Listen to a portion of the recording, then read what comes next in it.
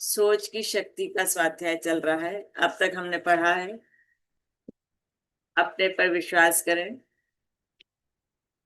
शांत मस्तिष्क शक्ति देता है, लगातार ऊर्जावान कैसे बना जाए, प्रार्थना की शक्ति आजमाए, सुखी होना आपके हाथ में है, न चिढ़े न गुस्सा हो, अच्छे परिणामों की उम्मीद करेंगे तो अच्छे परिणाम मिलेंगे। मैं हारने में विश्वास नहीं करता।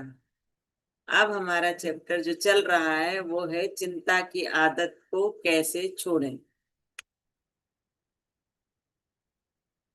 तो दिमाग को खाली करने की प्रक्रिया चिंता से मुक्ति पाने के लिए बहुत महत्वपूर्ण है।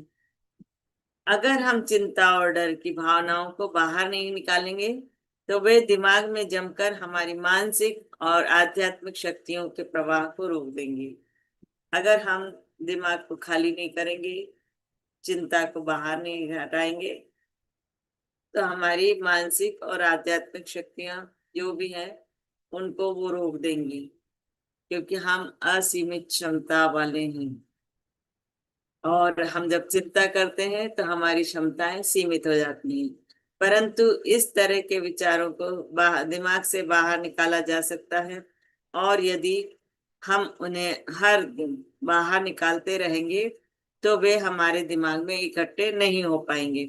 उन्हें खाली करने के लिए रचनात्मक कल्पना की मदद लें। आपको अगर चिंता बाहर करना है, दिमाग को खाली करना है, तो हमें रचनात्मकता का सहारा लेना पड़ेगा। इस बात की तस्वीर बनाएं कि आप अपने दिमाग से अपनी चिंताओं और डर को बाहर निकाल रहे हैं। मन में यह तस्वीर बनाएं कि जिस तरह स्टापर हटाने से बेसिन का जमा पानी बहकर बाहर निकल जाता है, उसी तरह आप अपने मस्तिष्क से चिंताओं को बाहर निकाल रहे हैं। इस काल्पनिक तस्वीर के दौरान खुद से कह सकते हैं, ईश्वर की मदद से मैं अपने दिमाग से सारी चिंताओं, डर और असुरक्षा की भावना को निकाल रहा हूं या निकाल रही हूँ। इसे धीमे धीमे 5 बार दोहराएं, फिर कहें, मुझे विश्वास है कि मेरे दिमाग में अब कोई चिंता, डर या असुरक्षा की भावना नहीं बची है। मतलब हम जब कंटिन्यू 4-5 बार दोहराते हैं तो वो हमारे सबकॉन्शियस माइंड में जाता है। जब सबकॉन्शियस माइंड में जाता है तो वो प्रतिक्रिया करता ही है। इस वाक्य को भी 5 बार दोहराएं और इस दौरान अपने दिमाग में एक मानसिक तस्वीर देखें कि आपका मस्तिष्क सचमुच इन विचारों से मुक्त हो चुका है। फिर ईश्वर को धन्यवाद दें कि उसने आपके मन में डर और चिंता को बाहर निकालने में आपकी मदद की। फिर सो जाए।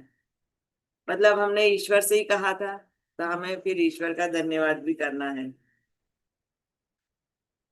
उपचारिक प्रक्रिया शुरू करने में इसी तरीके का प्रयोग रात को सोने से पहले के अलावा सुबह, दोपहर, शाम को भी किया जाना चाहिए। मतलब रात को सोते समय तो करना ही करना है, लेकिन आप दिन में इसको 3 बार दोहराएं।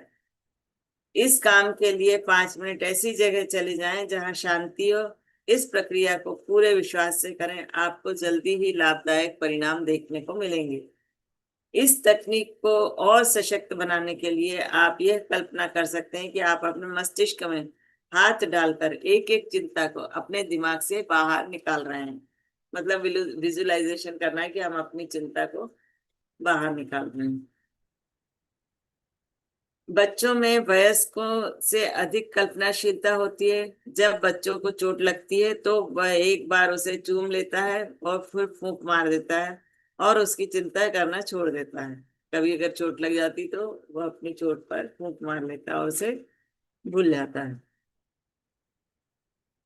यह आसान सी प्रक्रिया बच्चे के साथ इसलिए काम कर जाती है क्योंकि बच्चे को मन में विश्वास होता है कि इससे समस्या सचमुच ही खत्म हो गई है। नाटकीय कार्य कर उसके लिए हकीकत बन जाता है और इसलिए बात वहीं पर खत्म हो जाती है। अपने मस्तिष्क में कल्पना करें और यह तस्वीर देखें कि आपके डर आपके दिमाग से बाहर निकल रहे हैं, और एक समय ऐसा आएगा जब आपकी कल्पना की तस्वीर हकीकत में बदल जाएगी। कल्पना डर का एक बहुत बड़ा कारण है, परंतु कल्पना से डर का इलाज भी हो सकता है।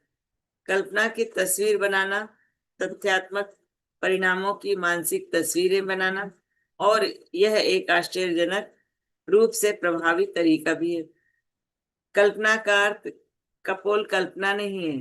कल्पना का अर्थ है तस्वीर बनाना, यानी कि आप डर की या डर से मुक्ति की एक काल्पनिक तस्वीर बनाते हैं।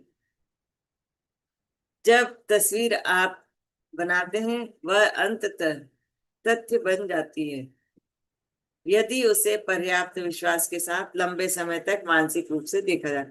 तो कोई भी कल्पना तब सत्य हो जाती है जब उसे पूरे विश्वास के साथ देखा जाता है लंबे समय तक। इसलिए अपनी मानसिक छवि ऐसी देखें जैसे आपका जीवन चिंता मुक्त, असामान्य डर को विचारों से बाहर निकालने की प्रक्रिया आपके दिमाग को खाली कर देगी। परंतु मस्तिष्क को खाली करना ही पर्याप्त नहीं, क्योंकि मस्तिष्क लंबे समय तक खाली नहीं रह सकता, क्योंकि विचार कंटिन्यू आते रहते हैं। इसलिए आपने अगर एक बार विचार मुक्त हो भी गए, आपने अपने दिमाग को खाली कर भी दिया है, और तो वो काफी लंबे समय तक खाली नहीं रहेगा। उसमें कुछ ना कुछ फिर विचार आएंगे, तो इसमें कुछ ना कुछ तो हो होता रहेगा।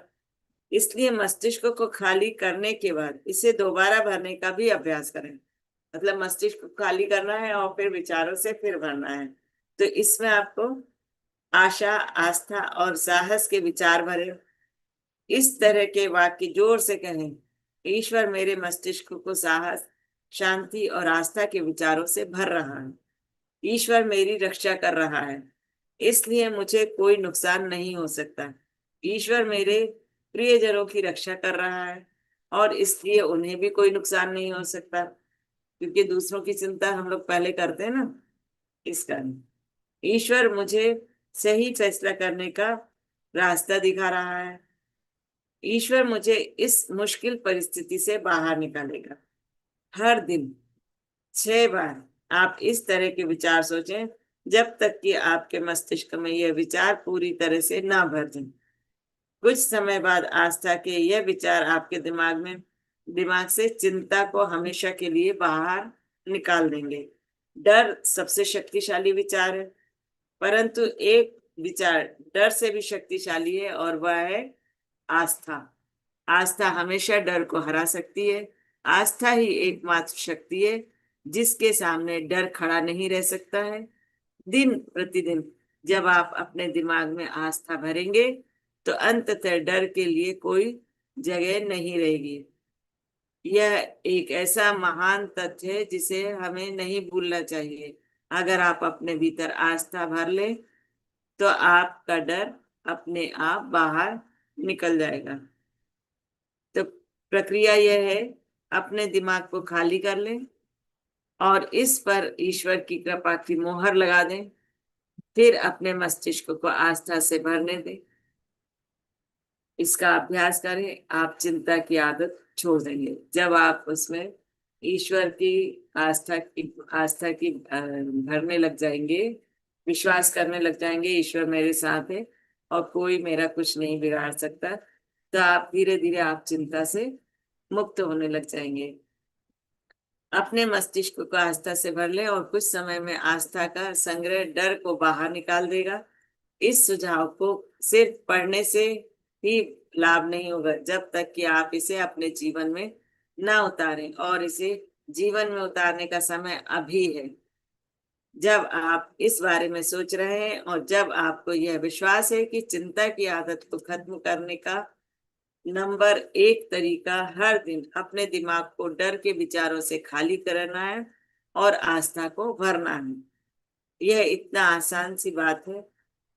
तब तक आस्था का अभ्यास करना सीखें। जब तक कि आप आस्था में विशेषज्ञ ना बन जाएं, तब डर आपके भीतर जिंदा नहीं रह सकता।